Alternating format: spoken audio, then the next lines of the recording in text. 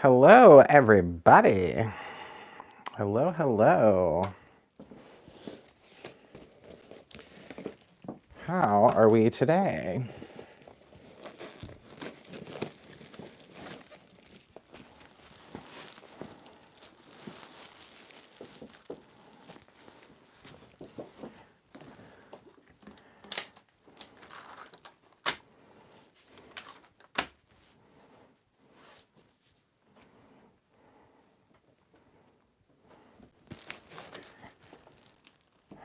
Hi, Shannon. How are you this evening?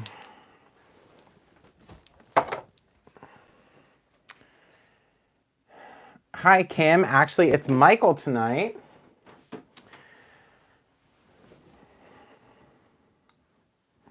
Hi, Robin.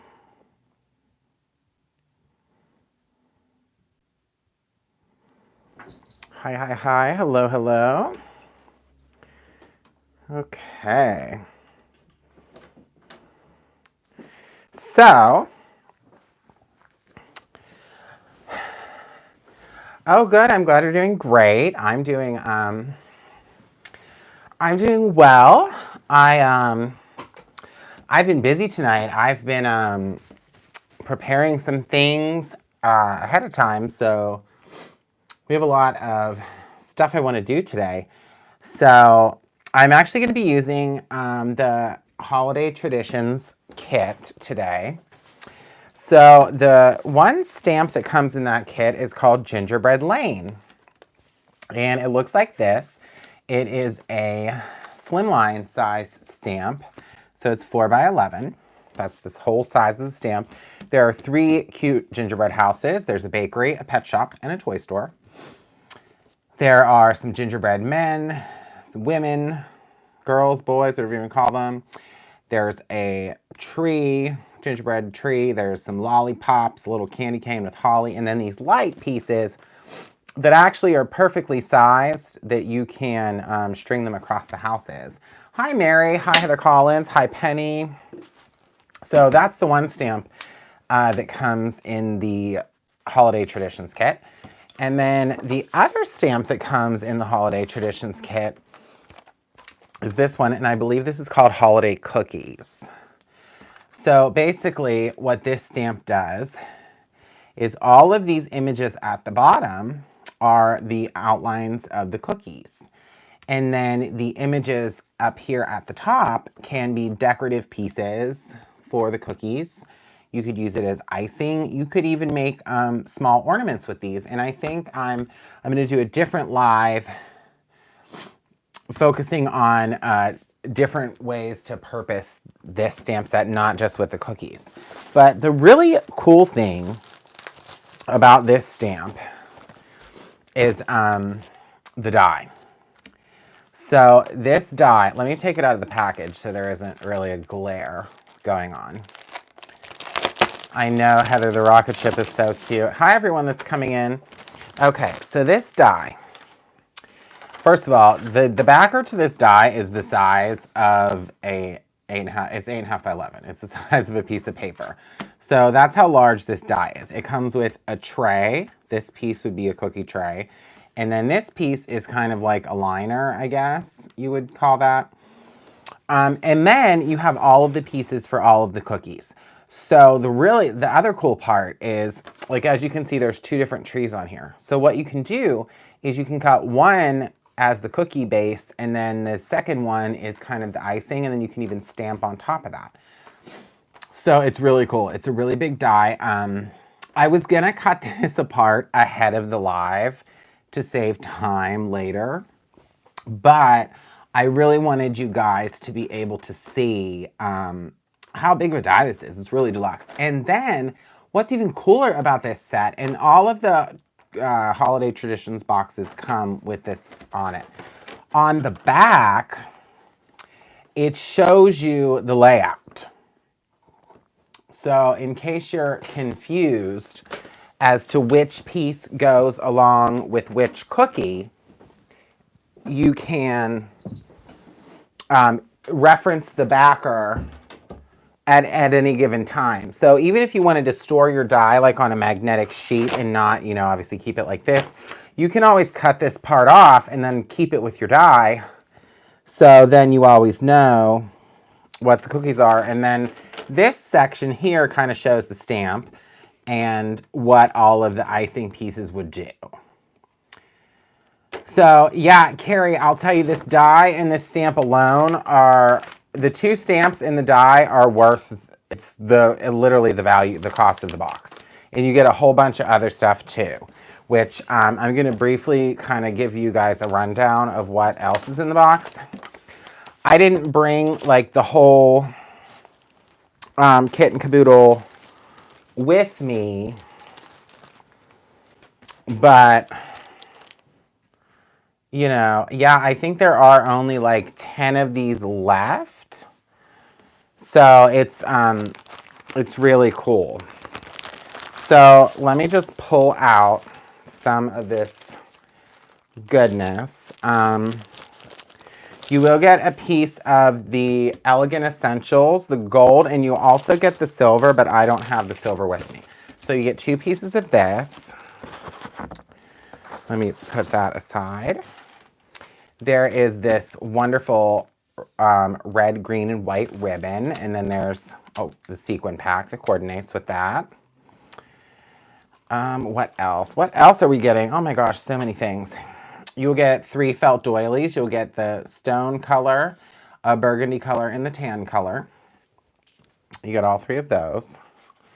You get 4 pieces of felt because these cookies can also be cut out with felt.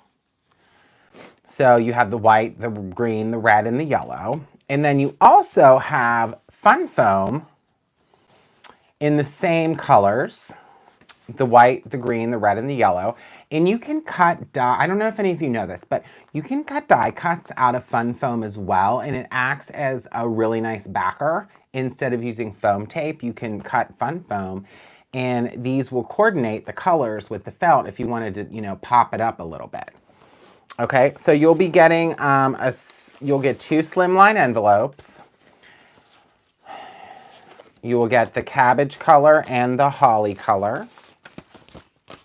You will be getting 2 gable boxes. You will get the green and you will get the red. So for anybody who doesn't know what a gable box is, let me show you real quick. So you simply just pop this up. And then the pieces fold, fold, fold, fold, fold, fold, fold. And then they attach on the side like this, and it's like a little treat box. So you can decorate this with stamps, you could decorate it with die cuts, you could decorate it with all kinds of things, really. But that's what the gable box is. These are sold separately, but you'll get 2 of them in your kit. So I'll flatten that down. There is an embossing folder in the kit, and it looks like this.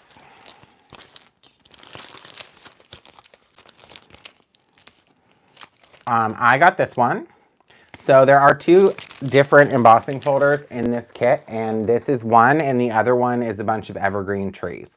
So you'll get one or the other. The reason being for that is we had to add more kits because it was so popular, and we had to substitute to a different holiday embossing folder. So some people will get this one, and some people will get that one, and that'll be exciting. There's also embellishments in this kit. I do not have those with me. There's a stencil and foilable card panels. I actually have to run and grab and get those. So I'm just gonna quickly like fly down the steps. It's in a bag from work today. But we can keep talking. The Christmas kit though is really an exciting, it's an exciting kit to have because there's so many things you can make with it. I mean, truthfully, the possibilities with this kit are endless. There's so many different holidays. And you could really, You could use the cookies, and I have a feeling this is something that maybe maybe like, I don't know, Shannon would do because she's so creative, is you could use some of these cookies, like the different shapes, like the star or this, and make like a really wedding card, like a pretty wedding card. So there's also that. Okay, you guys, I got the stencil. It's the one thing I forgot downstairs. I had to run down the steps. But, okay, so let me set the stamps aside. And, oh, first let me show you the panels. So you get a package of foilable card panels in this kit as well. And you get 2 patterns of each. So they're really fun, like holiday patterns that you can use with foil, because they're foiled. So when you foil them, all of the parts that are black will be foiled. So you could even go in with some ink and ink up the white part if you wanted. You could color these. You don't have to foil them. Pretty much over to you. And it's a really nice, easy way to make a really elegant background with foil. So you get those as well. This kit, it's like stuffed. There's an icing that comes in this kit, so it's similar to a glaze, like if you're familiar with our glitter glazes, chroma glazes, those types of things.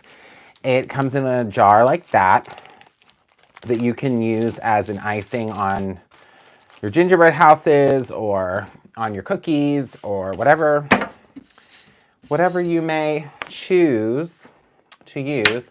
So here you go. Let me show you guys the stencil. This is stencil that comes in the kit. It is a gingerbread house. So this is a really cool stencil. If we have time after we make the card that I plan to make, maybe we'll ink some of this up. But basically, you get all of this, and it's a layering stencil. Hey, Maria. Hi, Michelle. So I'm gonna pull it out of the package just to show you. So this is a separate piece, okay? It's like a masking piece, but it's basically a buildable gingerbread house, and it has all of the little elements that you could add. As you can see, it kind of lines it all up. And then this, Christopher made me as a guide. This is kind of what you could do with that stencil. He wanted me to show you this, just so you could see like a visual of what the stencil could look like. So it's really, really cute. Yeah, there's so much that could happen with this stencil.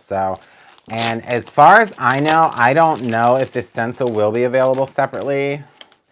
As of right now, I'm not sure. But it's definitely in the kit. So let's just pop this away. And we're going to talk about my project for tonight. All right, so I thought I was really organized, and now that I pulled all this stuff out, I feel so disorganized. But we're gonna hurry up and get reorganized. I'm just gonna put all of this stuff over here. Yep. Okay. All right. So, how is everyone, by the way? I feel like I'm just going on and on and on, 100 miles an hour right now. But here we are. Can't wait to get these. Oh, I know, Maria, you should come in tomorrow and pick it up. Come visit. I haven't seen you in a while, Maria. I know, I am really excited about this kit. Okay, so I'm going to make tonight what I believe is called a floating frame card. I made one of these early on in the pandemic when we were doing like afternoon lives back in March. And I did it with a birthday card, and it was really cool. A lot of people really seemed to like it. So I decided that I wanted to do that again, but with a holiday twist this time. And I think this gingerbread is so cute. I just love this stamp. I had a lot to do with the creation of this stamp, and I was a big part in that. So I'm excited about it.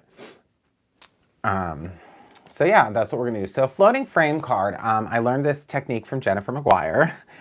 As many of you know, I learn a lot of the stuff that I do from her because she's such a great teacher.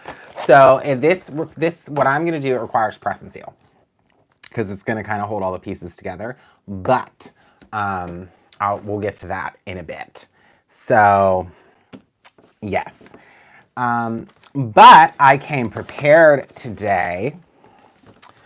I already. So I made Christopher today create a cut file for this stamp because I really wanted to make a lot of these little pieces to create this card. So yes, Michelle, it's a rocket ship toy store. So it's a gingerbread rocket ship toy store. And then there's a gingerbread pet shop and a gingerbread bakery. So, okay, so those of you with cutting machines know what a cut file is. If you don't know what a cut file is, or an SVG file, it is a file that can go with a cutting machine like a Cricut or a Silhouette or whatever, thing that you have or you use. And basically what I was able to do is color code all of these pieces and cut them out of different colors of cardstock, which I have done right here. So I cut them out and I heat embossed them with alabaster embossing powder, so it's white. I can show you. I'll get a little closer. So I have some of the gingerbread boy, some of the gingerbread girl, the little cookie tree, the bigger lollipop, the smaller lollipop, and the candy cane piece, which is actually in the cut file. I told Christopher it wasn't, but it is. When I looked at it, I thought it was something else, but it's here. Yes, so these are going to be like all around the frame of our card.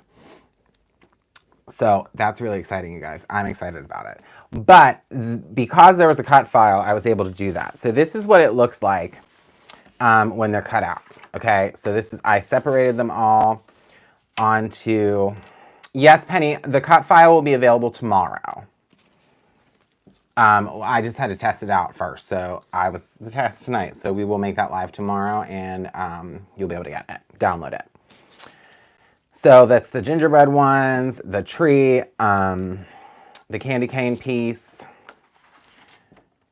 the lollipop, all that goodness. So I'm going to show you real quick my little trick of how to make this like really easy with stamping. Okay. So here's the Misty, and I already did all this, so we don't have to waste all this time, embossing and cutting and all that jazz. So I did a thing, again, I learned this from my friend Jennifer. So on the back of my Misty, the little pad in here, I have cut down a cutting mat, okay? And the plastic's on it. And it's just, I attached it with some adhesive so I can just flip it over if I'm not using it. But anyways, so I cut down a cutting mat. It was just a cheap cutting mat I got. And I leave a plastic on, so then you can at any time peel this plastic off, okay? And then let's say you want to, you've cut out on a cut file the Christmas tree, okay? It's really sometimes hard to stamp on something so little. You know what I mean? It's really hard to line that up. So what happens is you can put your negative piece onto this mat and it's gonna stick to it, okay? And then what you can do is, so I already did this one. I'll flip it over to show you. So you can stick your tree back in here as kind of a guide, all right? And then you'll take your stamp and peel it off, and then you can line it up on top of your tree. You don't really need the magnet for this. And then close your Misty, and there it is. It's in the perfect position. So what happens is if you're going to do a bunch of these, you can just always, at that point, peel this up, and then take your piece out, and then your tree will always be, you can line it up inside this negative piece, every time, okay? So that is my little trick on how you can get a bunch of these done like really quickly, and it's lined up perfectly every time, okay? So I wanted to show you guys that really quick before I continued on to the card. So we don't really need this mat right now. We flip back over.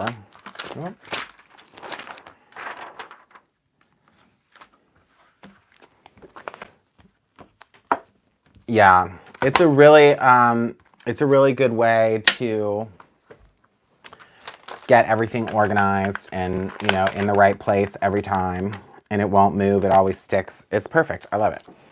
Okay, so I think what we're going to do, oh, that's the other part I wanted to show you. Let me grab the Cricut mat.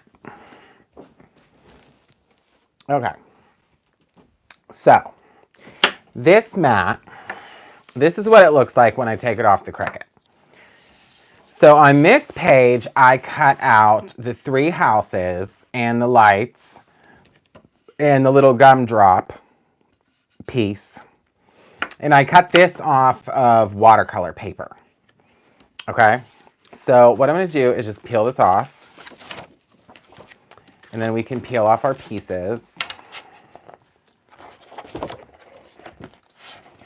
And I did these on watercolor paper because I think it's going to be really fun to just stamp this with like a black Raven ink, and then be able to watercolor the houses, or the house, I guess would be a better, the house, I should say, the house that we're going to do, because I'm going to do an A2 size card today. Exciting, exciting. I know I'm excited.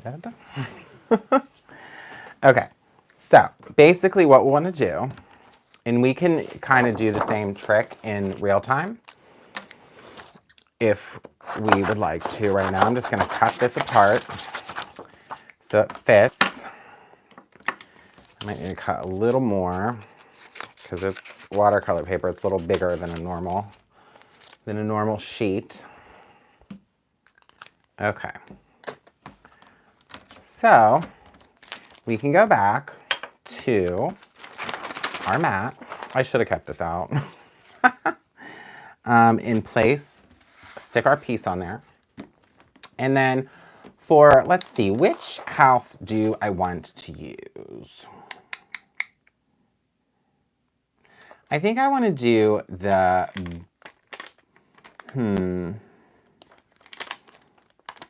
let's do the bakery. Do you recommend cutting first and stamping when making a full stamp set? I taped the whole section of the stamp set. Lining up the SVG. So Michelle, what I do is I just cut the SVG out on the paper, like I've already done here, and then I do this and stamp on just right onto the cutout piece. I think it's really difficult to do it the other way once it's like already stamped. So that's just what I do.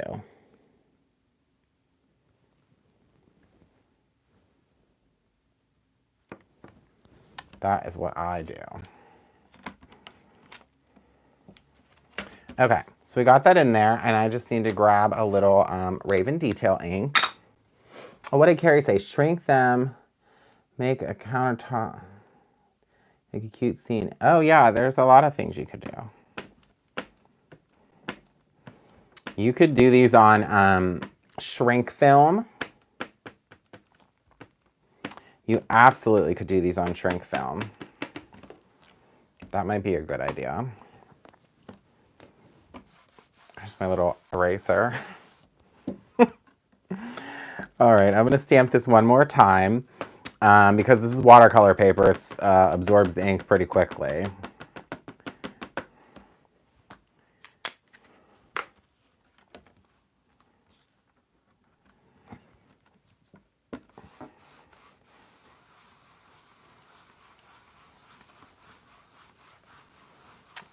Hello, hello, hello.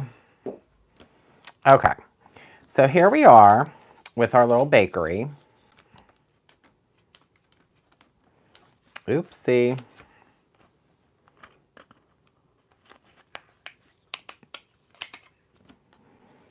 And there we go. So look how cute that is, you guys. And we'll be able to watercolor this because I cut it out of watercolor paper. So I also think I'm going to want the gumdrop balloon piece since we have it cut out.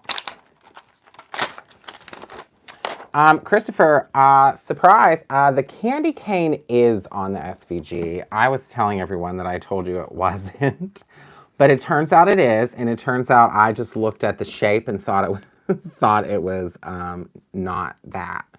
But it is, and I was incorrect. So there we go.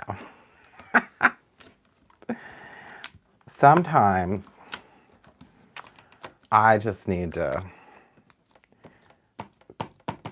pay closer attention. I did what you were doing on my last one. It worked perfect. Oh, good. Yeah, it is time consuming, Michelle. I'll tell you what, it is not, it's not quick. That is for sure. I spent a lot of time cutting and embossing tonight before I came on. But I will tell you, like I say all the time, when I get to go live, I try to think of like extra creative things, and I think when I go live with you guys, it makes me more creative, and I actually get excited about coming into the craft room. So I don't mind that it's time consuming. I think it's very relaxing. I don't know about anyone else. Crafting is very relaxing to me. When I can actually just like sit here and make things. Yes, I did order an emergency cut file this afternoon. So also, I was Maria had her album class this weekend and at the store, and I was sitting there, and I was just so inspired by that. So yeah, there we are. I actually cut out a bunch of paper. I'm going to be making this Christmas album as a gift. And I decided today that, you know, with cut file, I was like, you know, in 2021, I really need to start utilizing the Cricut more. I can't possibly say that I've really ever used it to its fullest potential, and I should be. I truly should be. It does a lot, and it's a very helpful and useful tool that I really think I should be using more often, truthfully. Okay. Okay, everybody. So I'm also just going to pull out a piece of the candy stripe paper pad. Now this paper pad does not come in the kit. I'm just letting you know, it does not come in the kit, but you can get it. It's available right now. It's a really cool paper pad.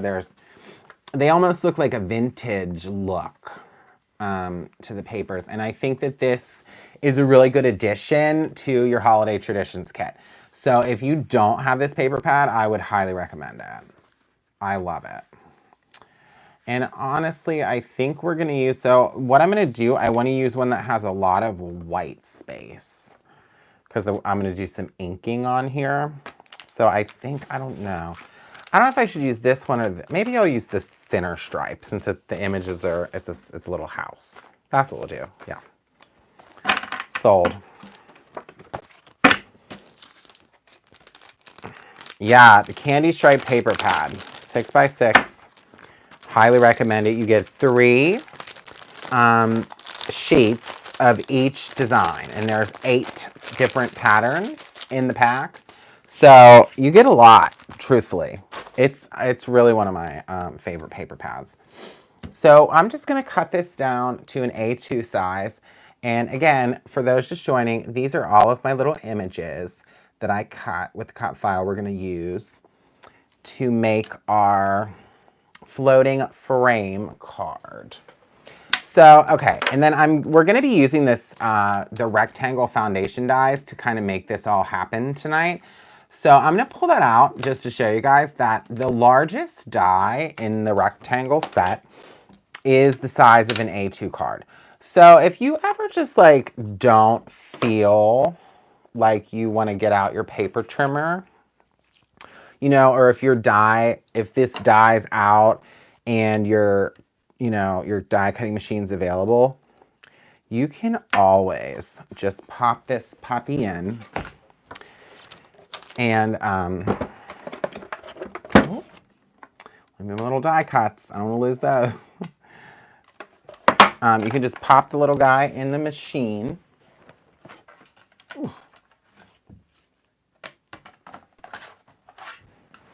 And cut it out. Sorry, I had to grab my plates have run us away. But anyways, so my moral of my little story here is that the largest rectangle die in the bunch cuts out the perfect A2 size.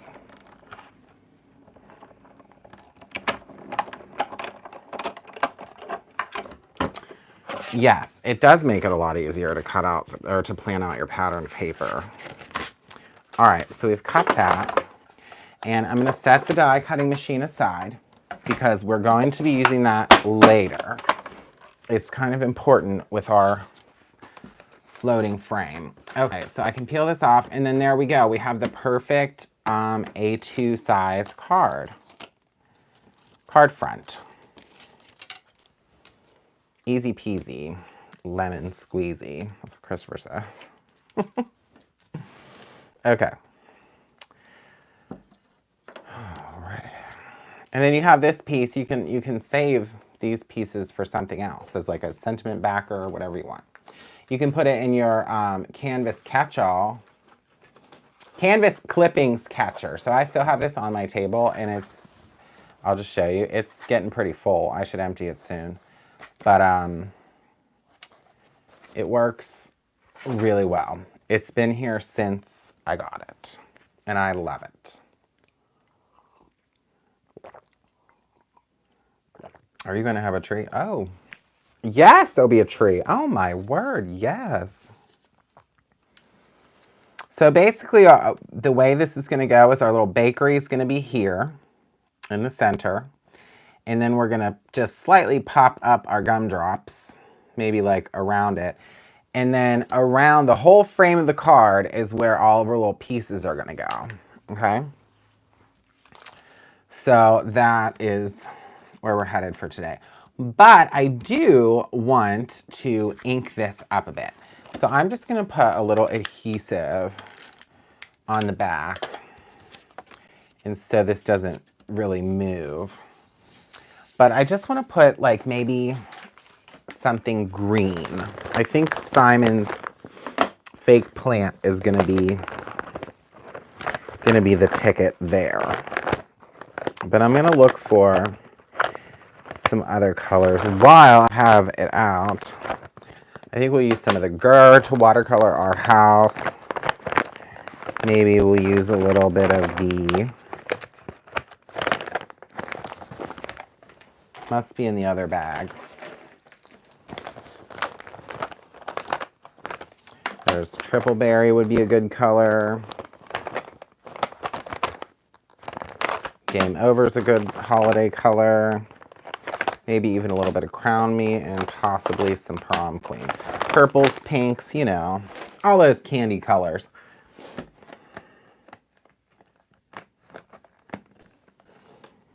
Okay, so what I'm gonna do is I'm gonna let you guys in on a little secret.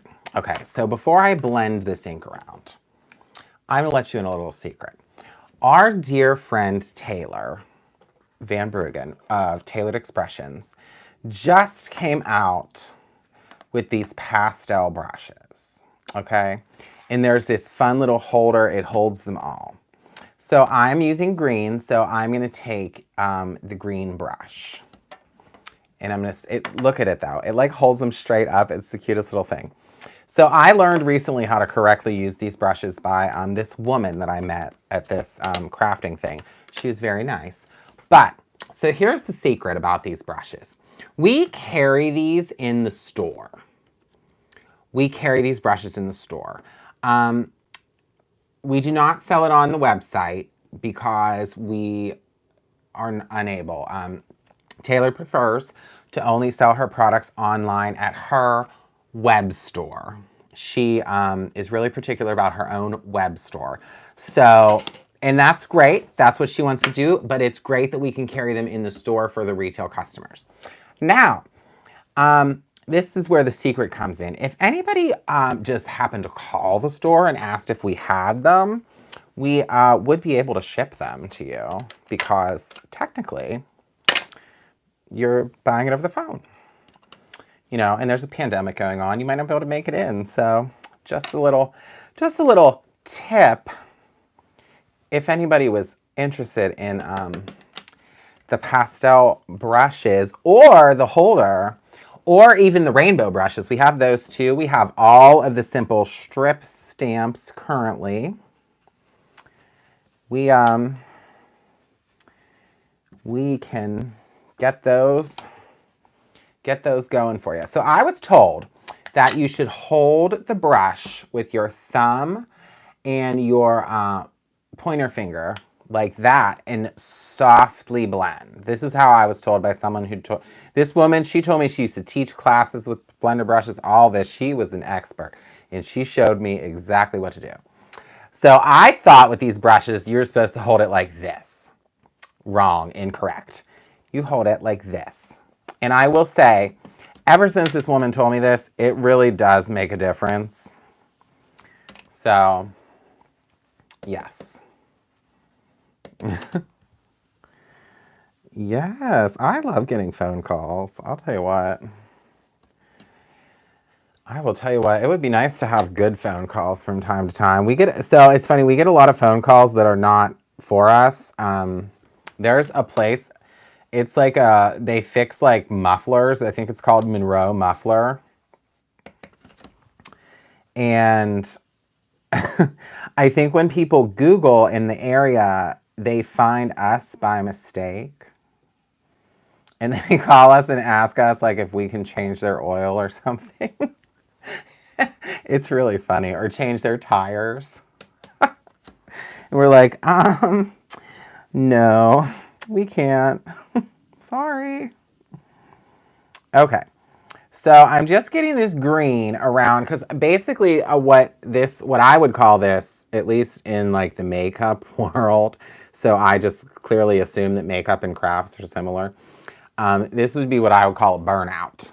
So like in makeup, you would go around the frame of your face with bronzer and darker around the outside, and gradually as you get in, it gets softer. So I'm just gonna I put a lot of the green around the edge.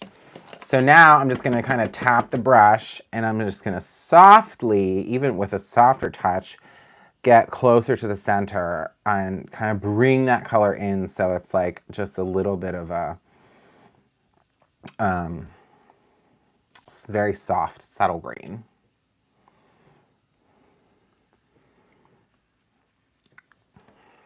And again, this ink, these inks blend really well onto our paper pads. So again, highly recommend. And like I said, the beautiful pastel blender brushes are now available at our studio store. So get them while they're hot, I'll tell you that. And like I said, the holder actually holds all the kind of brushes and all other things too. You can put your decorative detail grabber in those. You can put all kinds of stuff. All right, let me just clean my mat. And then as you can see, we have our panel now that has like, you know, the pop of green all around the edge. And that'll be like a really nice base for the pieces that we're gonna end up putting over the top of this. Okay. All right, so next I'm just gonna set that aside and kind of let it dry a little bit. And I will just grab a little brush.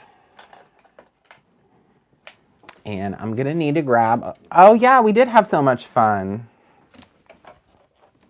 Yeah, Maria is such a great teacher. I'm telling you guys, the album classes they're long and they're intense, but they're very, very, very fun. It's a long class though. Maria's a champ, I'll tell you that much. She is a champ, a trooper for being able to sit there that long, I'll tell you, and teach. She is definitely a trooper for that. Okay, so what are we saying? Oh, good, Donna. Yeah, we had so much fun. Maria, I actually ordered some new paper just the other day for another book class, so surprise! You'll be really excited to hear about it, I think. Coming soon to a website near you. All right, so I just took some water and I put a little bit of the Gur ink pad. You guys will come to realize that for some reason, the Gur seems to be one of my most used colors lately. Yeah, because I figure, you know, gingerbread is brown. I just want to kind of wash a little bit of brown on here. Right?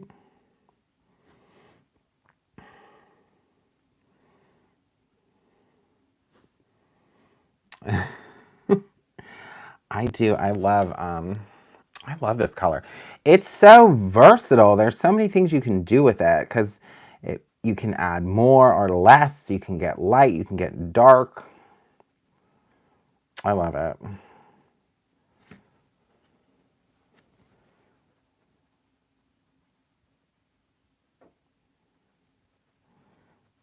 Okay.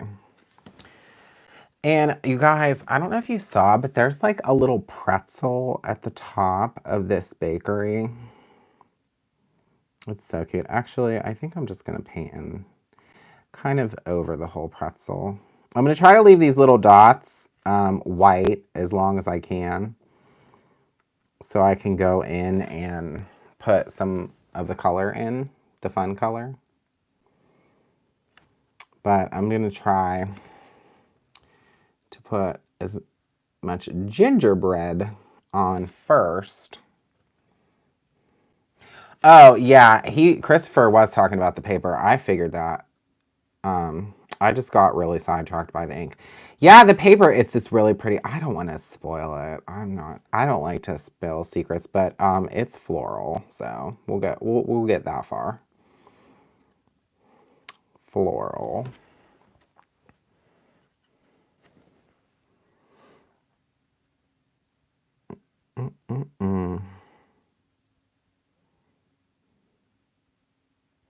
Did you guys see Shannon? If you haven't seen Shannon's live, she went live yesterday on our Facebook page, and she was showing the 12 months of stamps and stencil. She was showing the stamps, and she made this really cute card with the cow.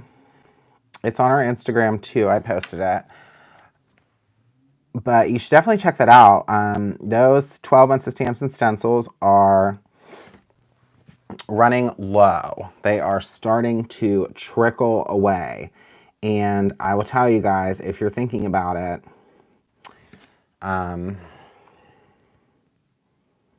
get it while you can, because they won't be restocked. I can 100% tell you that the 12 months of stamps and stencils will not be restocked. And neither will this kit. The Holiday Traditions kit that I'm using tonight, it is in like literally final quantities, like it's under 10. So that is another one that 100% will not be restocked. We actually added more, and that we added the final amount. So if you were thinking about it, you better think pretty quick, because Time is ticking. All right, so I think we're good with the brown for now. We might be able to add a little detail later. So I think what we'll do is we're gonna, I'm gonna put a little bit of the Prom Queen. Oh, that's a real, I haven't used that one a lot. That's a real juicy pad. I'm gonna need to re-ink some of these soon though. So we have Prom Queen, Game Over, and Crown Me. So that is a pink, a red, like a burgundy red, and a purple. And then I also have the Triple Berry, which is more of like a reddish purple, I think. You can put a little bit of that towards the bottom. And I will just grab a brush. Let's go in for the pink. And I feel like this is a donut. So, and I feel like it should have pink icing. So that's the first thing I'm going to color. Just a little more water, and then maybe let's do some purple.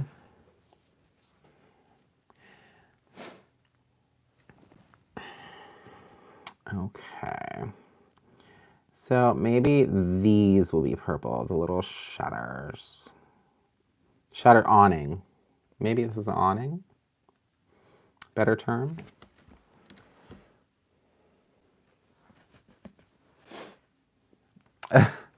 Yes, it is a cute cow, Maria. It is such a cute little cow.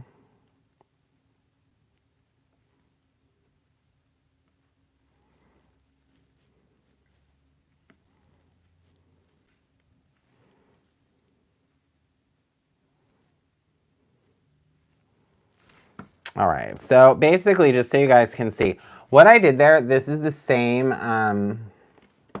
it's the same color. But at the bottom part, I had a little more water. And then the topper, excuse me, the top part, I use a little less water and more ink. So it's darker, but it's the same ink. So that's one of my favorite things about watercoloring with ink pads, is that you can get such a diverse range of colors just depending upon how much ink to water ratio you use. And then, of course, you could always heat set it and go over it again with the same color, and you'll get, it's buildable. So you will get layered color at that point, and it'll continue to get darker. So I encourage all of you to kind of try these things and see what you like and what you don't like. And, you know, it's just paper. You can always get a new piece. You need a sneak peek of the stencils. Penny, here's the thing. I would give you a sneak peek of the stencils. I don't have the stencils. I don't have the stamps. I don't have any of that with me. However, what I will say is I do have a really, really exciting project that I had an idea about today for the 12 months of Stamps and Stencils kit that maybe we will we'll be able to do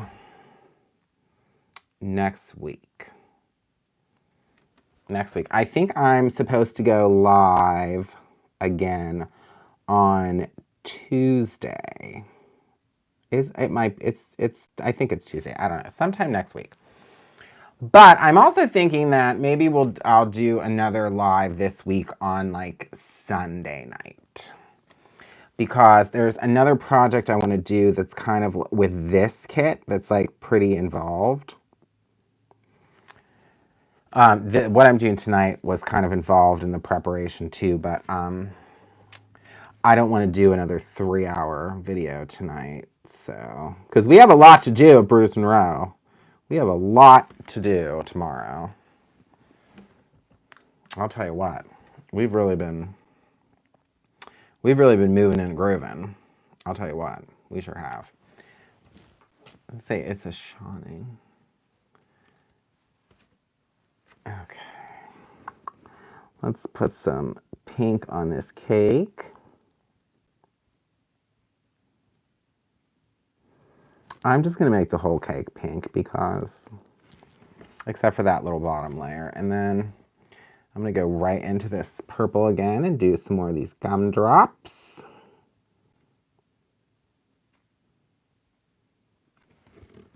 What are we saying? Sunday Night Lives are perfect distraction at work. On Monday.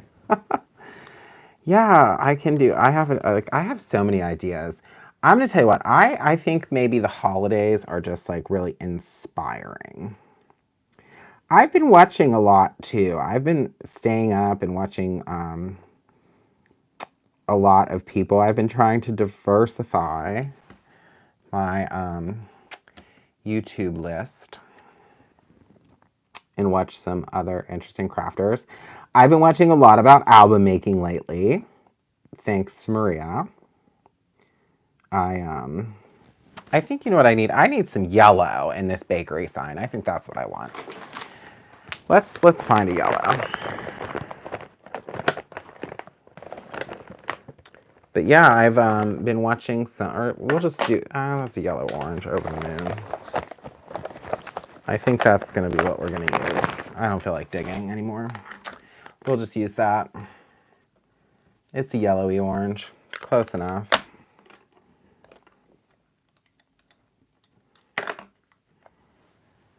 Yeah, well, next week, so is everyone staying at home for Thanksgiving? Let's talk about that. Who likes to cook? Who's cooking? Me and Spencer, I'll tell you right now, we normally every year I go to my grandmother's house and it's this like big thing with the whole family and all that.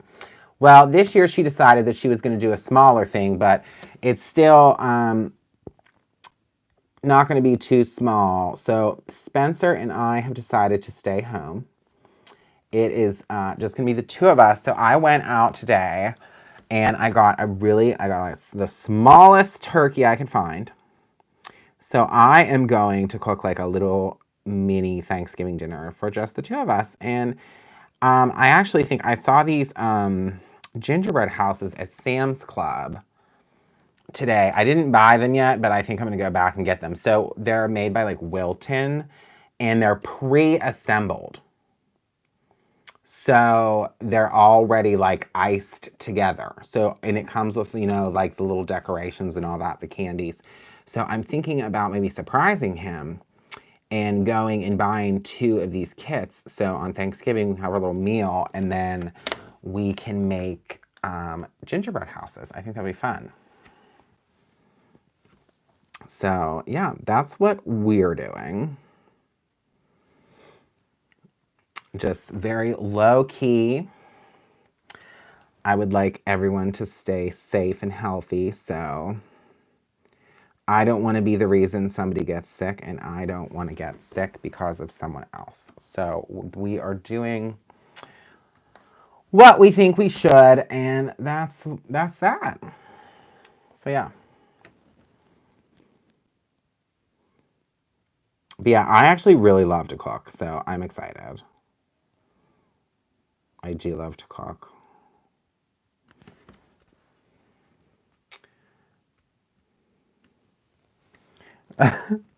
Maria, she said, I just realized I'm watching way behind. That's so funny. Okay. So I think typically the top of this would be like maybe snow, but I'm just going to make it purple because I want to. You create your own ending here. You do whatever you want.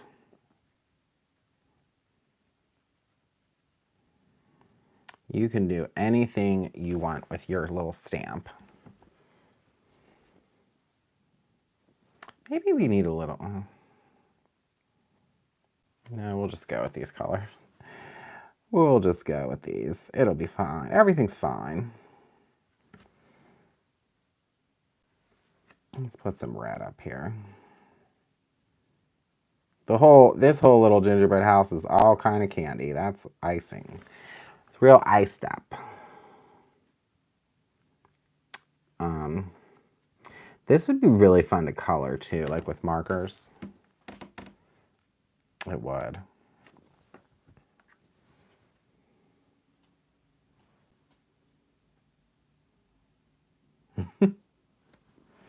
Michelle, that's why I was actually considering getting it, because I have tried to ice those gingerbread houses together before, and it's never it's never successful.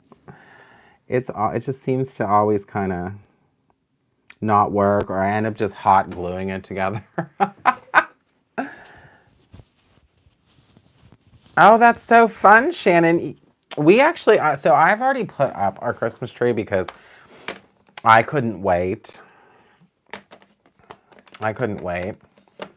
And, you know, I also noticed that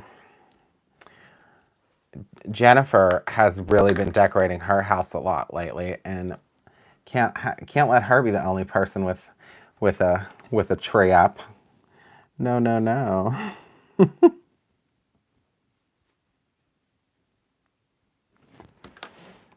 But yes. Okay, so I think that's going to be good for the house for now. And then I'm just going to pop a little bit of fun colors on these gumdrops. Oh, this brush is too big.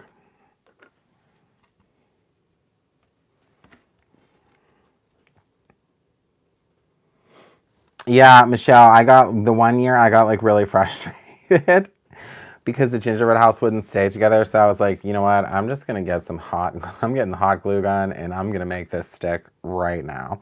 I mean, it definitely worked, but it kind of, I guess, defeated the purpose. You know. Yeah, you know what? I think put the tree up. I mean, enjoy it. It's such a Christmas is one of those. Like, I love Halloween. I absolutely love Halloween. But Christmas is just one of those times of the year that I truly think you should take the time to enjoy. Like, really enjoy your decorations, you know, because it's not like super simple to put up a whole tree. Oh yeah, my our cat Winnie, she is obsessed with the Christmas tree.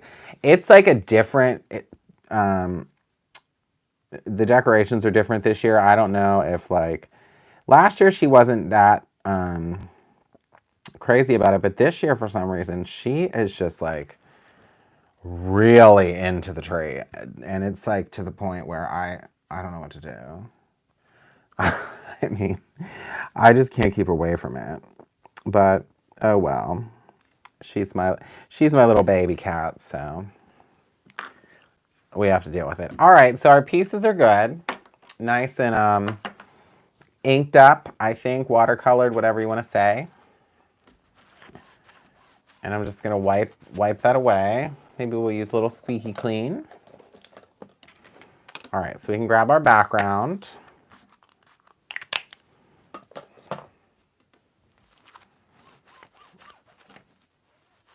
Wipe that up.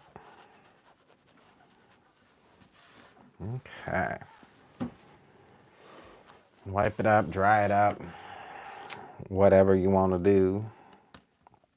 Okay, so we're not going to attach this yet, but basically, as you can see, these are kind of how our little pieces are going to go, like that. All right? Are we there? Is it on? Is it on? Okay. But now comes the really cool part, you guys. Okay, so all of the little pieces here that I have already had cut and embossed with white, what we're basically going to do is place them around the border of our project. But we want to make sure that it goes off the edge. Okay? That is kind of important. It's important that you have little bits off the edge. It doesn't have to be a lot, but you definitely want some off the edge. And you want to try to make sure, like you can layer them like that. You see how that happened right there? so it kind of covers your border. And you can fill them in, like, as you can see, this pink one, like the white on it, I don't know if you can see, it's like really subtle, which is kind of what I wanted. I kind of wanted some of that just like candy goodness.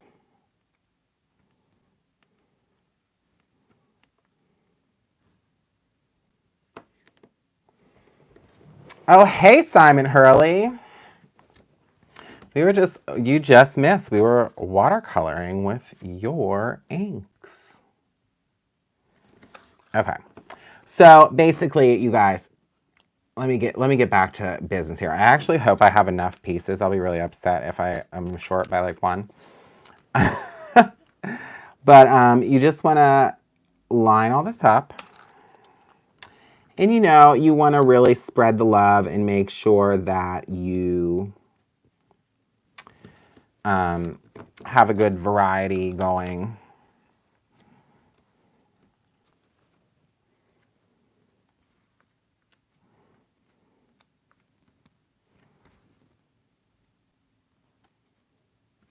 Wait, Donna had an idea. What was Donna's idea? She said, great idea, Donna. Oh, you're having a potluck and put the uncooked. He will cook it and deliver plates to everyone. Then we eat in front of Zoom. Oh, that's really great, Donna. See, look at you guys. You're all doing your thing for Thanksgiving. I'm so excited. I love Thanksgiving. I love to eat, so that's probably a big part of why I love Thanksgiving. Just saying.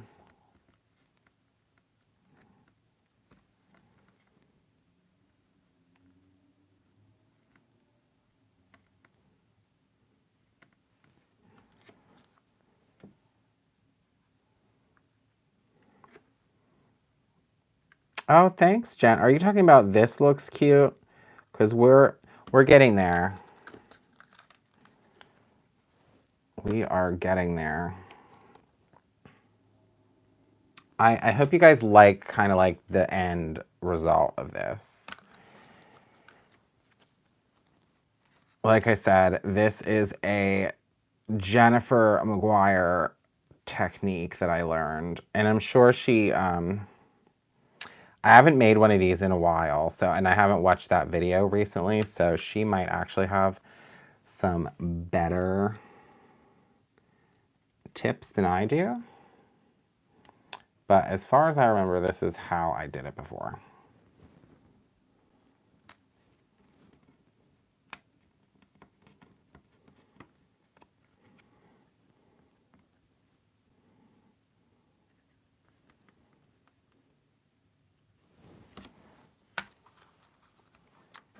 Yeah.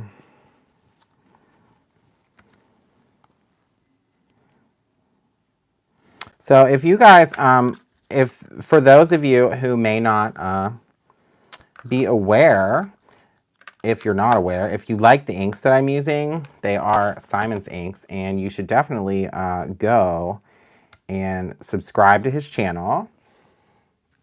And he has a ton of videos, educational things, techniques, anything you could want to know about these inks. He'll tell you, he'll show you, you'll learn.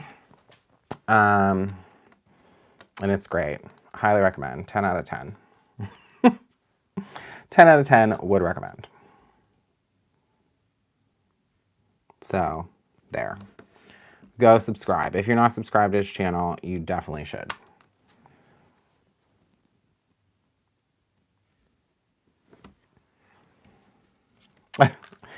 Yeah. So,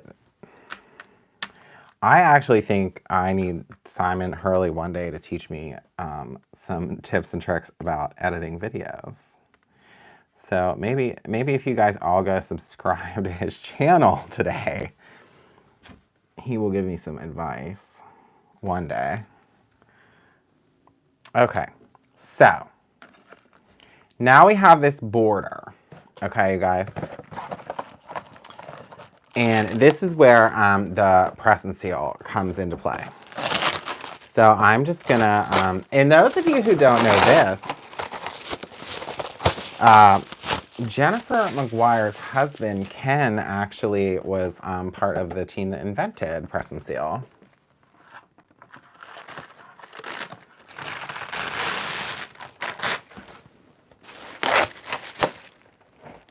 You can talk about tech and editing all day. Oh, good, because I can't. I feel like sometimes I'm like, what? I'll watch YouTube videos about editing things, and I feel like I literally watched like something in a different language that I don't speak. Okay, so this you have to be really careful. So you take the press and seal. Okay, once you're satisfied with how this is, okay, you're gonna take the press and seal and gently lay it on top. Gently. Try not to move anything and press. Okay? Press, press, press. You could even put something on top of this to press. Like you could put maybe your Misty on top and press it down, press it down. Okay, because you want to make sure none of these little pieces move. This is key to this technique. Okay. I should have put a piece of paper under this. I forgot. But we can fix that real quick. I can just slip one under. Okay.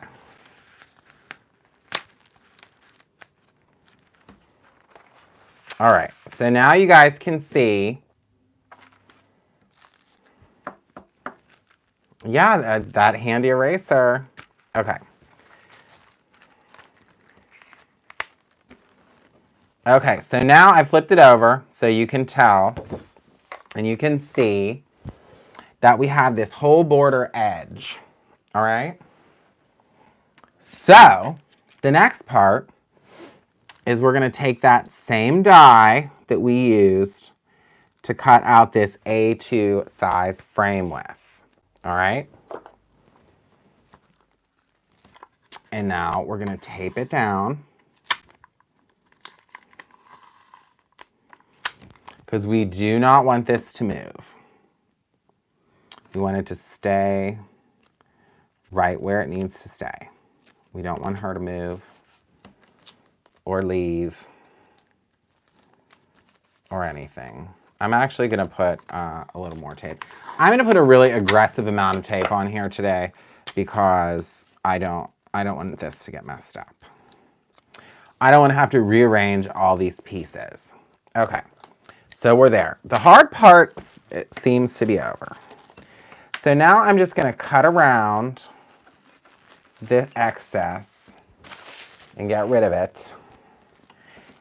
Okay, now the press and seal is holding our whole project together at the moment. It's holding all those little pieces in place. Now, yes, you could have glued them down if you wanted them to be like that. But remember, I told you that this technique is called a floating frame card. So we have to make it float. Okay, so now you want to be really careful with your piece. And we're going to get our die cutting machine. We got our little plate.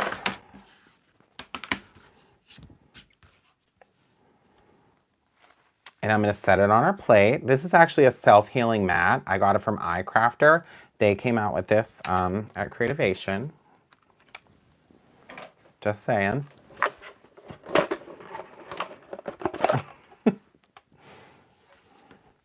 And then we're going to pop her through our little Platinum 6.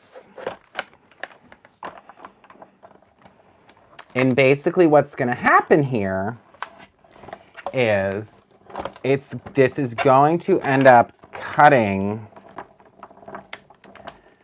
out our frame to the perfect edge. Okay? Oh, wow. See, that was a little aggressive too. Although it's pretty thick in there. There's a lot going on in there. Aggressive crafting. Oh boy. All right. So again, we still want to be very careful, very gentle. In this part, so your press and seal, just so you guys know, is gonna kind of be stuck to your plate because we just literally pressed it and sealed it. See what I did there? But this is the cool part. So, and if there are any pieces that it didn't quite cut through, that's okay. We can just trim it out with a scissor. But you want to be really careful when removing this that you don't disrupt the frame.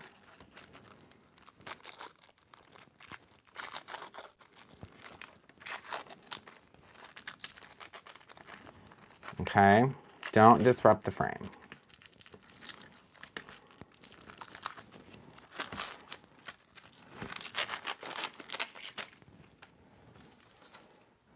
We're just trying to remove this carefully from the plate.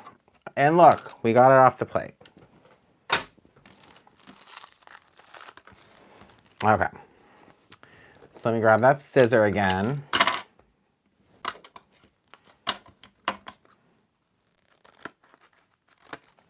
Trimmy, trim, trim. Oh, get rid of all that. And these are just my leftover pieces from before. All right, so now we can remove our purple tape.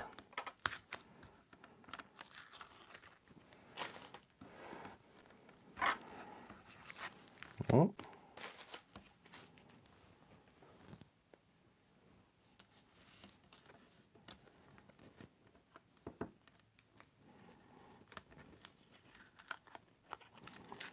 Everyone's like so quiet right now. Either that or I'm just not seeing any comments. One of the two things is happening.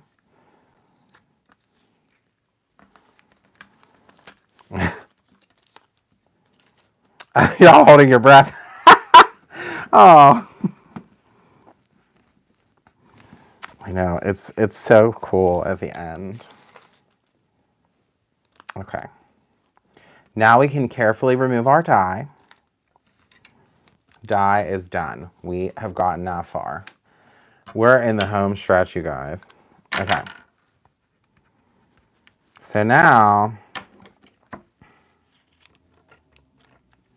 like I said, any of these little pieces that are straggling on, we'll just cut them with a scissor. And they might actually just, it's because of the press and seal that they're still there. So you can even just grab it like I just did with my finger and pull it off.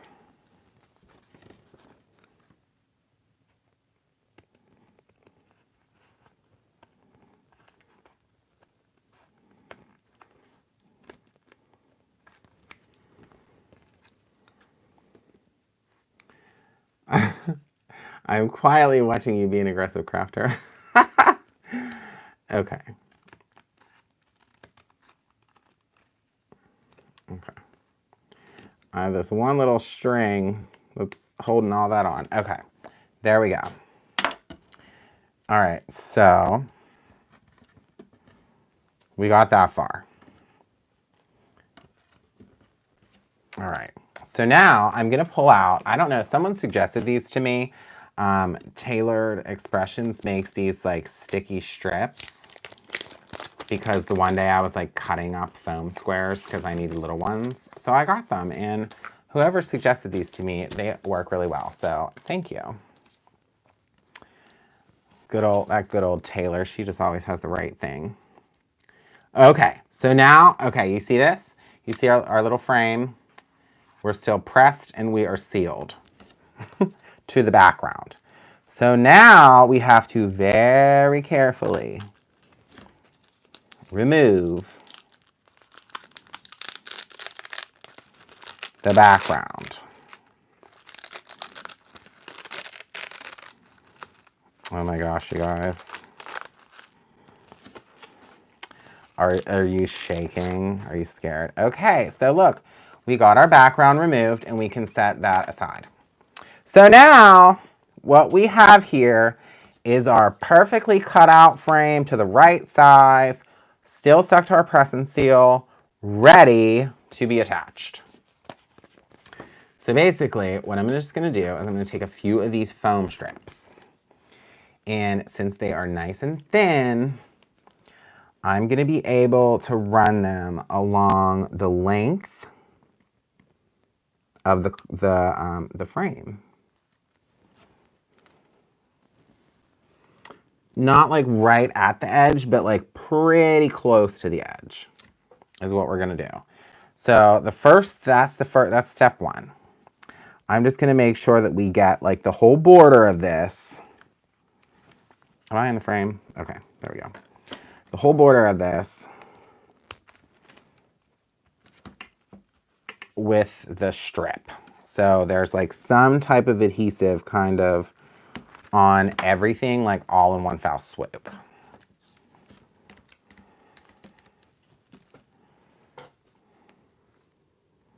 I know this seems like a lot and it seems crazy, but I'm telling you, it's once we finish this out, you're gonna be like, oh my god, this is so cool. I want to make one of these.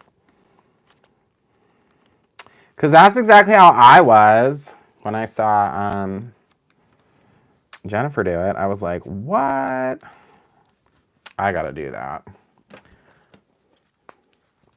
Yeah, it's so fun. It makes like, it's like a wow factor. And then it's gonna make like total sense why I did that like burnout thing with the green. Because you kind of want that like, you'll get it. It's all gonna come to you. Press and seal, yes. And you have to get like the Glad name brand. This is not something to skimp on, you guys. You don't want to get the cheap kind. Promise you. Nobody wants cheap crafts, right?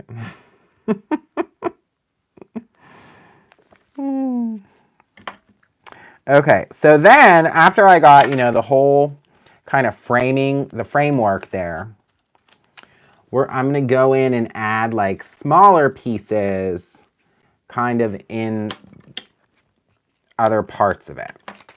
So anywhere that you feel like would be necessary or more of like a stress point, like something could potentially like press it in, you would want to add more of the adhesive so it doesn't get messy or, you know, wrinkled or whatever. Like when you send this card to Aunt Tina, you want to make sure she gets it in the same condition that you made it.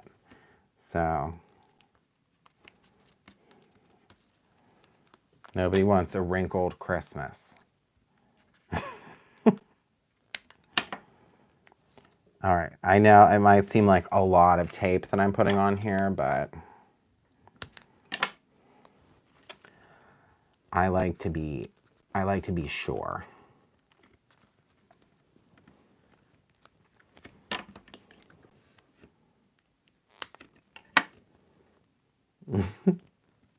Yes, the press and seal is still attached. Still attached.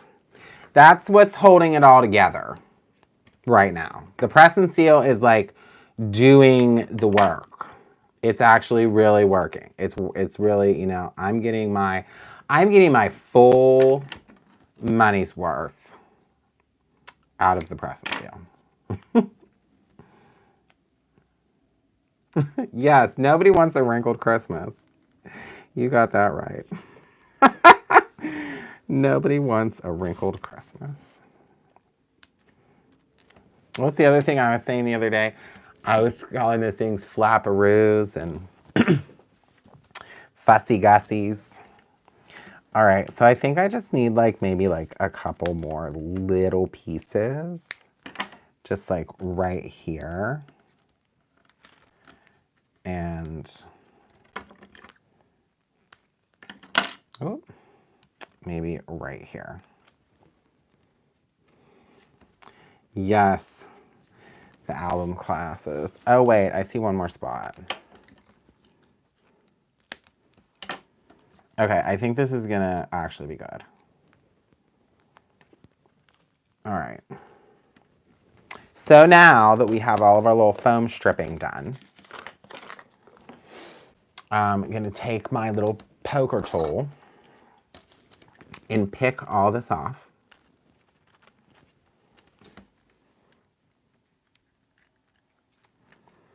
So our adhesive is going to be exposed. Uh-oh.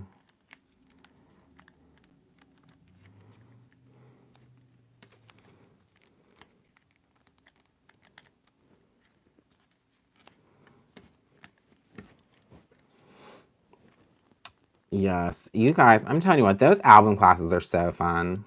They really are.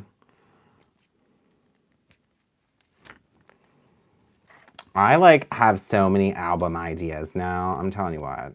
Maria, so funny story, I don't know, maybe like 6 months ago or whatever, Maria was at the store and I was talking about a particular scrapbook album that I liked.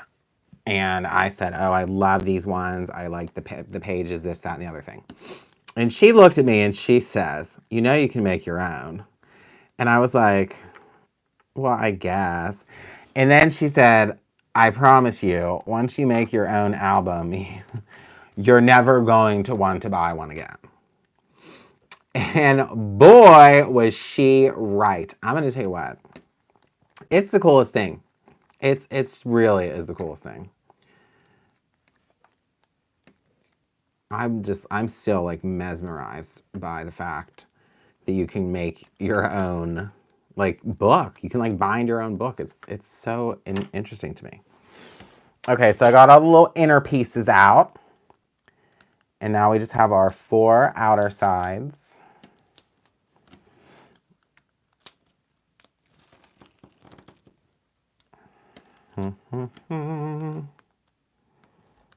We are shaking and moving and grooving.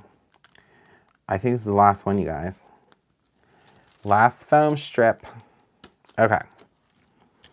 So, let me put these in our little canvas clippings thing. Little desktop trash can solution. It's like the coolest thing. Yes, you can make it any size. Okay, so now comes the fun part, you guys. This is the cool part. So, you have your background and you have your foam piece. So, I'm going to lay it like this. And we're going to want to line this up. Oops. So, if you have a glass mat like this, or any type of like grid, I guess, you can line your piece up on the grid so you have it like pretty straight. It'll just make it easier placing the background piece on top. Yes, Penny, the double-sided tape. So we, you guys, next week, I think we are going to carry, well, it's not we're going to, we are going to have the tape that Maria prefers for those classes. All right, I have to focus on this.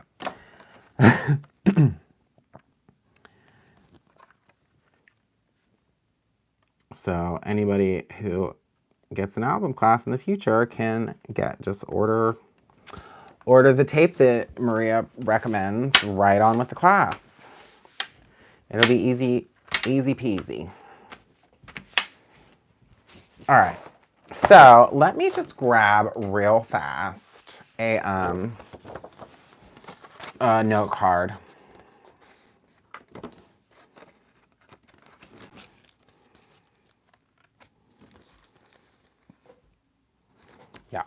a note card.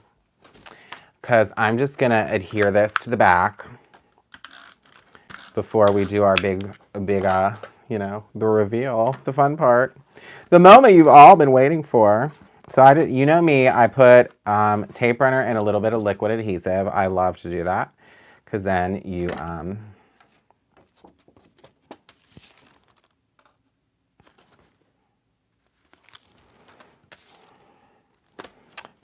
always know that you have a good, strong bond, and your card won't flop apart.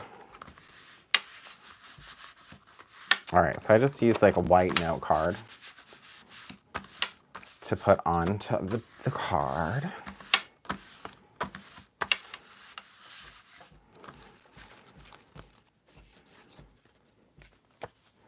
And then if there's any like extra like this, you can just, again, trim. So it's nice and straight, nice and even.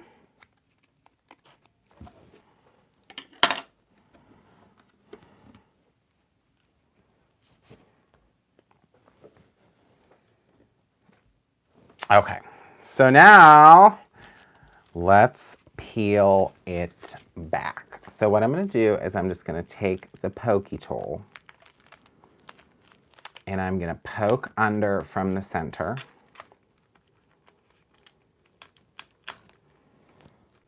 And we're just going to poke our way to the edge.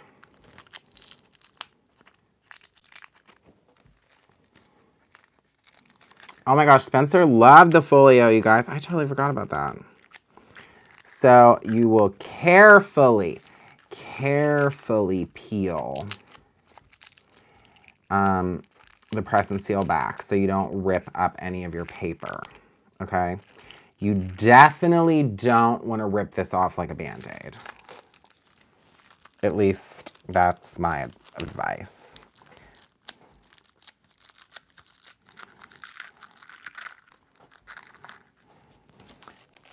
Slow and steady wins the race.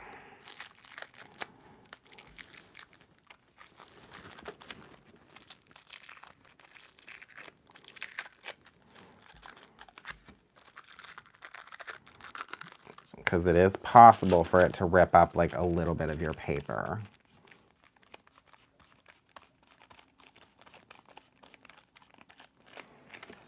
So you just want to ease it off. And if it does like look like it's going to take some of your paper, just take a little pokey tool and poke it back down. Hold it down. And lift it up from the other side to kind of prevent that from happening. See?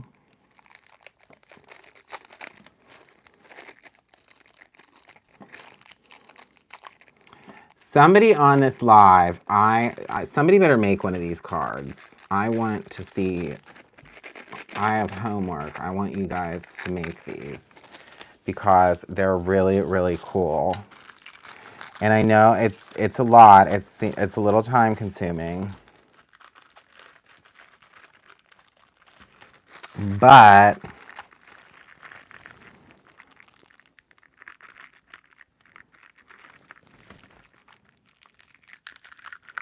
it's really pretty.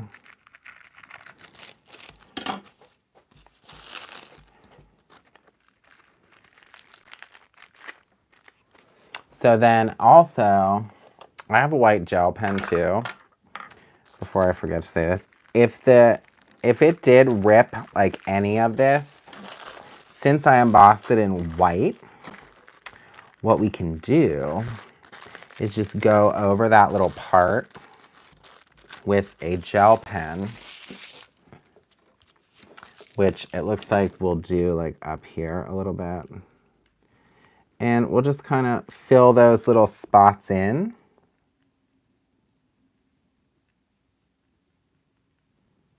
And no one will ever know. No one will ever know. It was really just that two little spots. But, so that is our frame. You guys, look. There's something on it there. There we go. Look how cool that is. So it's like floating. See? There's like, you could stick something underneath that. Okay. So it's like the frame of your card is floating. I still do need to cut off just a tiny little hair up here.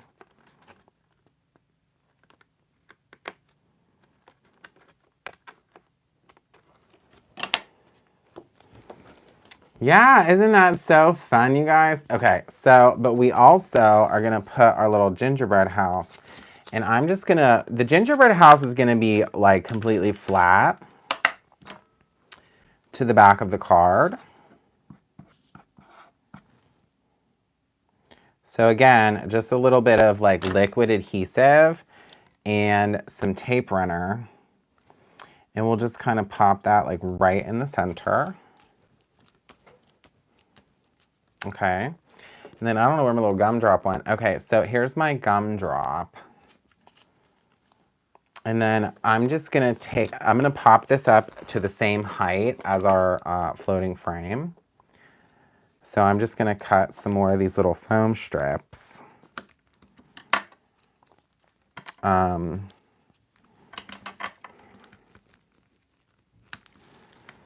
So we can pop it up.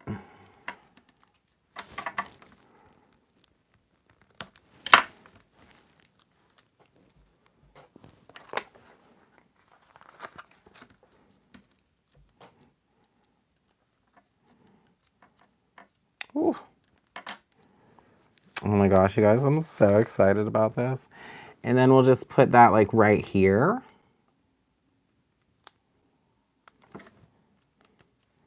So there's just like a little bit of, you know, dimension beyond the frame. So it kind of pulls it together. And then I think really like, I'm just gonna take,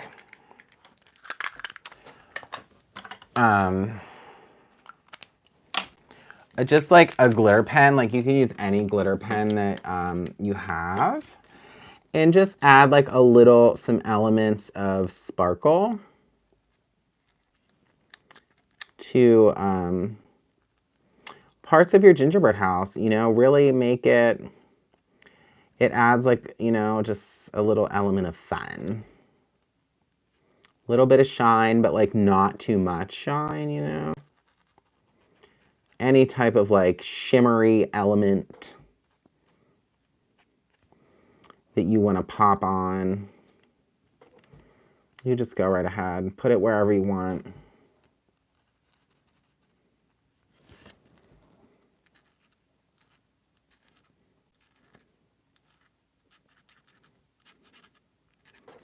And you could even go in maybe on like some of the candies on the frame and just add like a little shimmer. Maybe to like just these pink ones, that would be cool.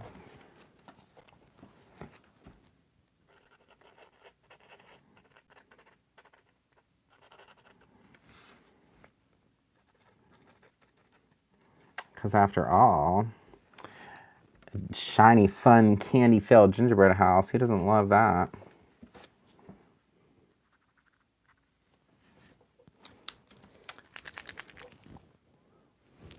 Oh, are we frozen?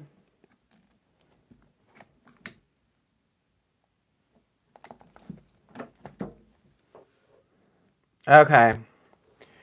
We're back. We're back. Sorry. There was like a thing on my phone. Ugh. I don't know. That's why we're saying, you know, what I say about needing technical assistance.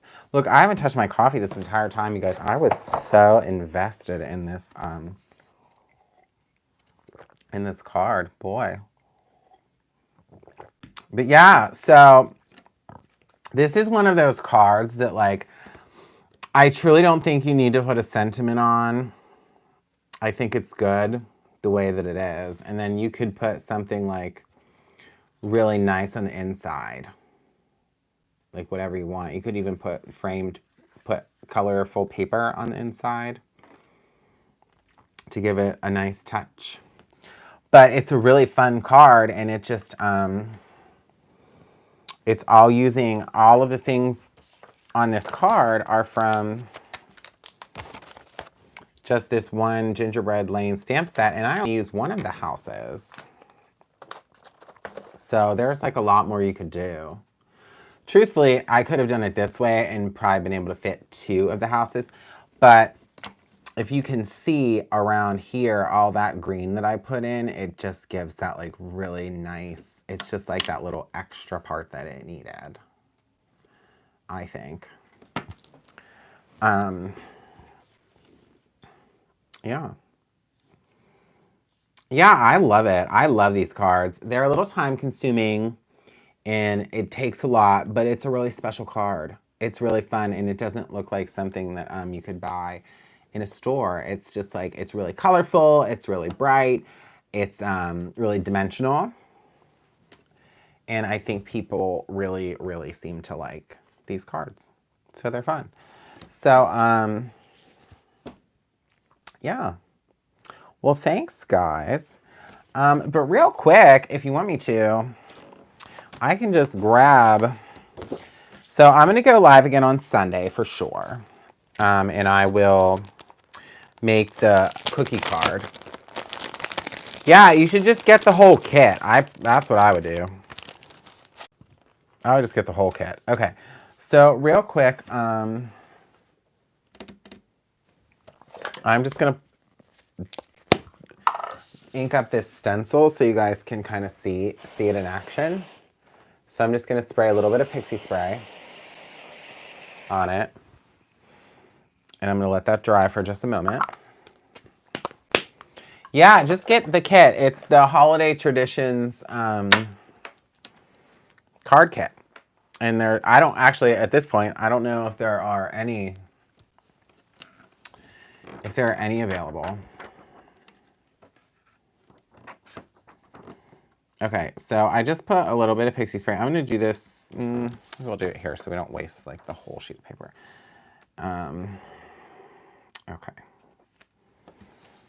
So this will be my first time trying this. Whoop, stamps coming. Stamps on the loose. All right, so for this, I'm going to start with the Gur ink pad. Here I go with that brown again. Yeah, the stencil comes in the kit. So it is called the Holiday Traditions card kit. It's almost sold out though. So I would highly recommend. Highly recommend. There it is. Penny posted the link. Perfect.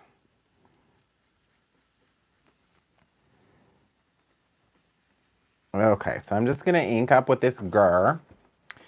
And just do like a soft layer. So it's like a light gingerbread brown. Do I want to tape off the top? No, I don't. Because I have an idea.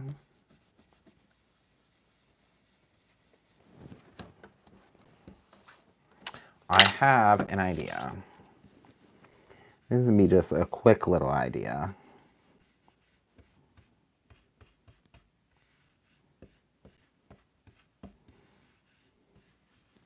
Okay, so that's like a really light, subtle brown, just for kind of like the base of the gingerbread house. So then what we can do is go in. Where did I put the other piece? Okay, so you could do one of two things. You could go in and just like stencil in all of these other little bits if you wanted. So like, let me grab a detail blender. So this is just a detail blender. We sell these, they come in packs of 5. So let's put the heart in the Game Over color. So I'm just gonna get a little bit of the Game Over. And I'm going to just hold this little masking piece sort of like right where it goes. I did not put pixie spray on this. And I'm just going to ink in that little heart. On both sides.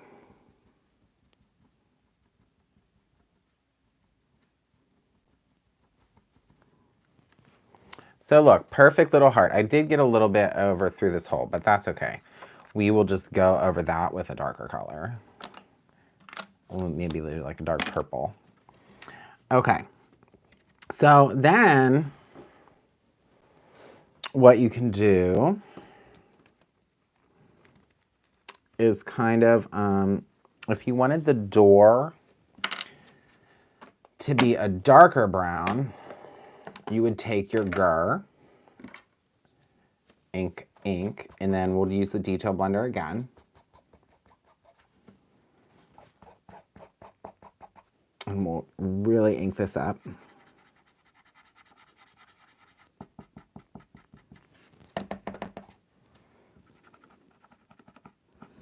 And like I said, these inks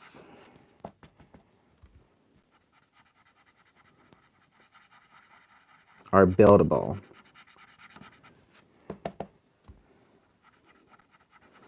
So if you heat set in between or let it dry, you can always layer on more color. Okay, so now we have a dark door. Okay. And then, okay, what do we want to do next? Because I'm just trying to quickly get some colors on here.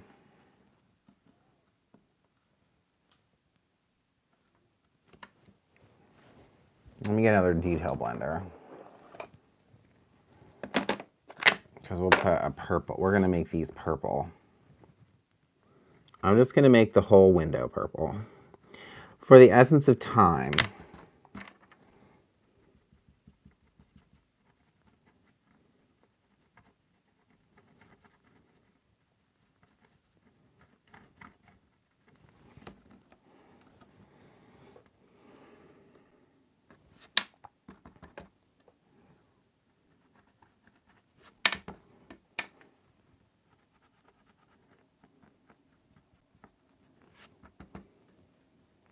Good night, Shannon.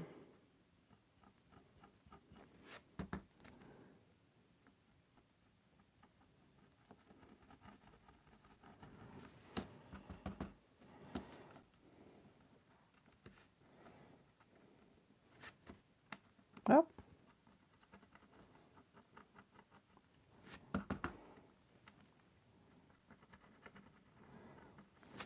All right.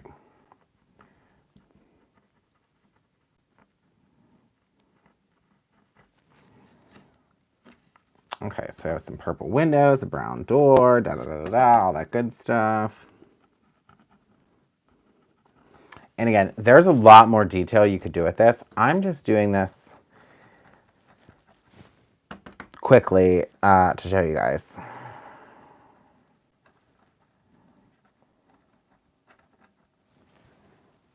And then I guess if we wanted to put the other two hearts on with the game over, we can.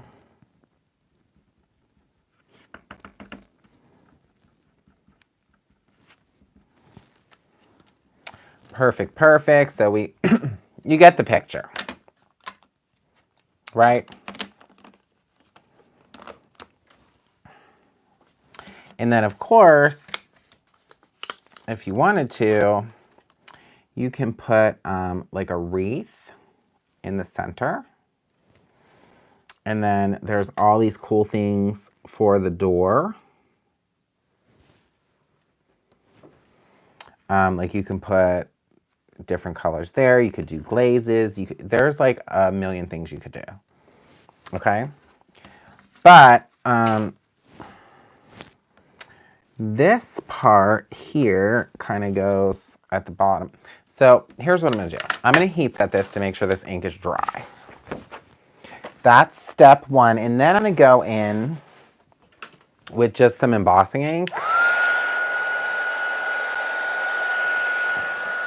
And then I'm going to show you how to make it look like it's snowed on here with embossing powder. But I just want to make sure that the ink's really dry before we do any of that.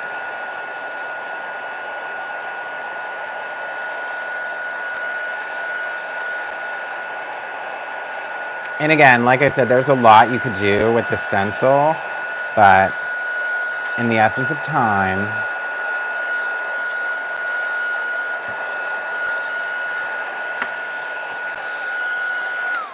we're just gonna do this. Oh boy, it's 11:30. Okay. All right, so the top part here, I'm just gonna take some purple tape.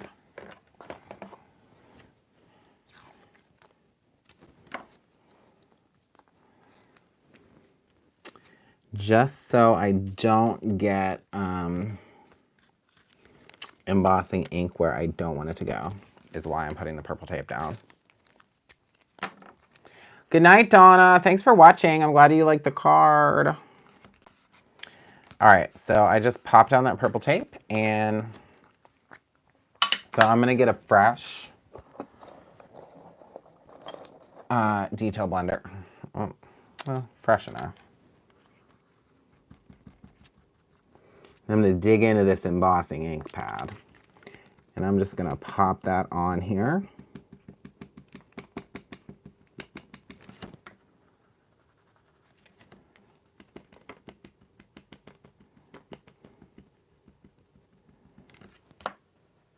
Like as if it's the snow caps. Or the icing, or whatever you want to call it, okay? All right, so we got that on. Let me grab a second piece of paper because we're gonna need that for the embossing powder. And then we'll peel our stencil back. And then I'm gonna take the marshmallow puff, okay? Marshmallow puff. And just put that right over that.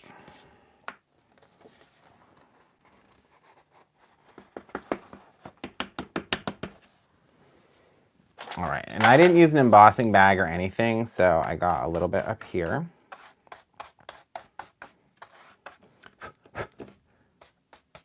All right. So do you see how that's kind of there? It's all over that. So I'm just going to heat set this real quick.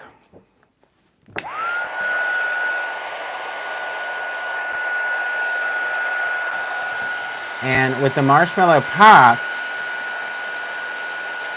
it puffs up as you heat it. So it kind of gives you that effect of like a snow, I think. Or marshmallow or candy, whatever you think it looks like, that's what it is.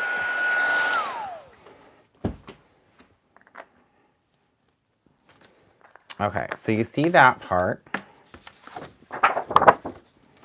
All right, so then what we can do is just go onto this second portion of the house and go back into our embossing ink. Ooh, yikes, run away. And we'll just put on a little more.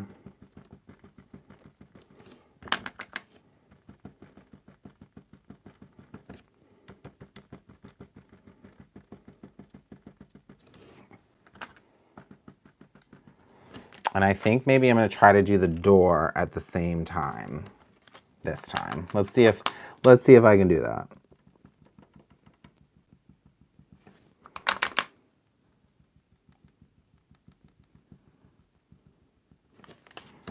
We'll see if that worked. I mean, maybe I should have did it separately. We'll find out. All right, so we need some there. We need some there. And again, you guys, I didn't use an embossing bag or anything like that. I just went for it. But I think in this in this instance, if there's like a little extra popping off, that's okay. Because it's snow. I mean, snow wouldn't like perfectly fall, right? So we'll just heat that up. And it'll magically puff up again.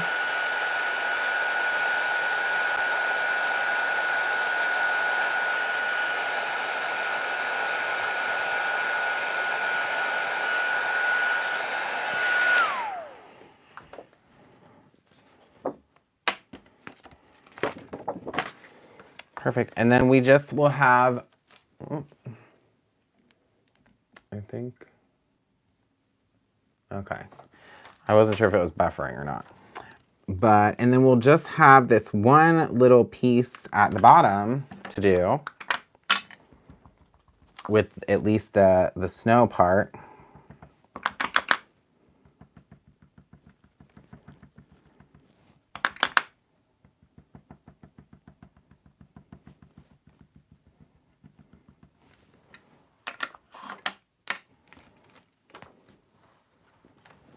And then we'll just pop on some puff.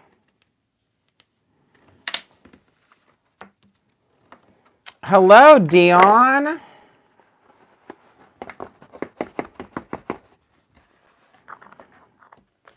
All right, so then, like, again, I'm just gonna dust away a lot of that excess.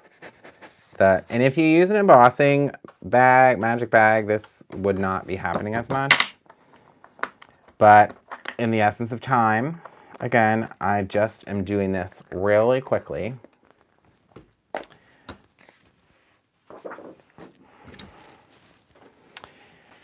And then I'll just heat this final one up.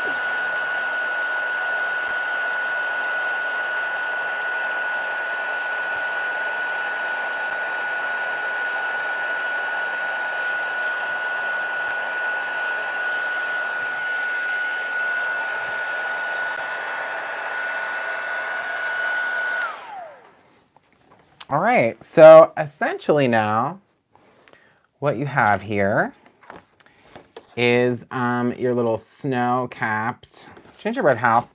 And then if you wanted to have like, I don't know, what would a fun background be? Maybe like a green, blue. Let me look through the colors. Pink, maybe pink would be a little pink background. That'd be great. So what you could do is just take this piece of the stencil and then you can put some purple tape down to kind of hold it so it doesn't move.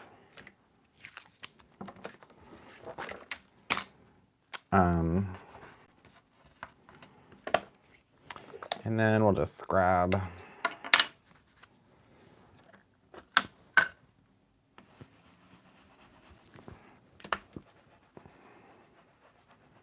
oh, you're sewing.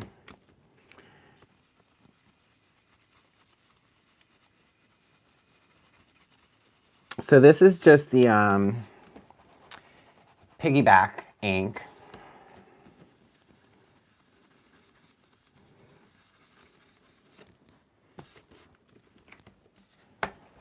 Maybe I needed a darker color to show the difference, but I really do like this ink color. It's really light.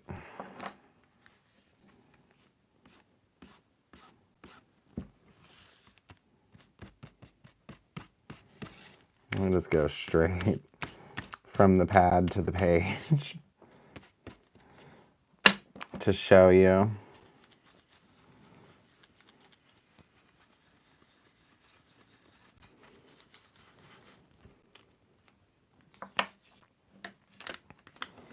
To differentiate what's going on here. And then you would want to do the same thing on the other side. So I'm just only doing this so I can get this color on here quickly.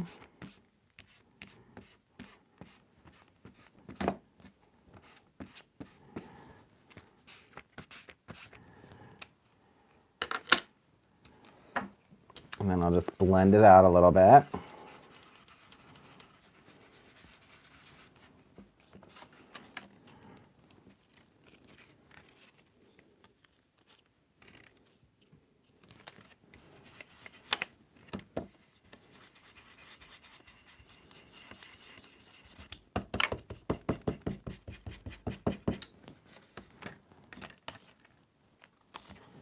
Okay. So now I can just go around and blend the whole thing. But you guys get the picture.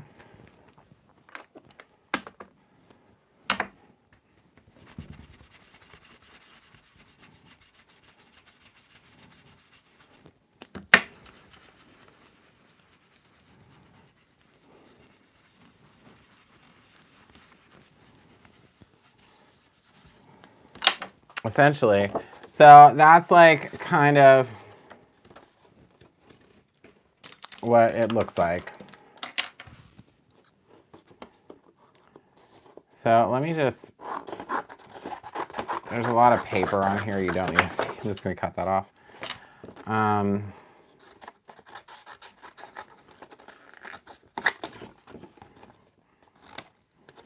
And you could trim this down to whatever you want later, which is what I would do. Yeah, so essentially that's kind of like a really rough idea of what that stencil can do. Like I said, this is kind of like the full picture of what you could do with the stencil, but my quick little idea there, what you see is what you got. I mean, I guess I could, now that I just saw the wreath, I could quickly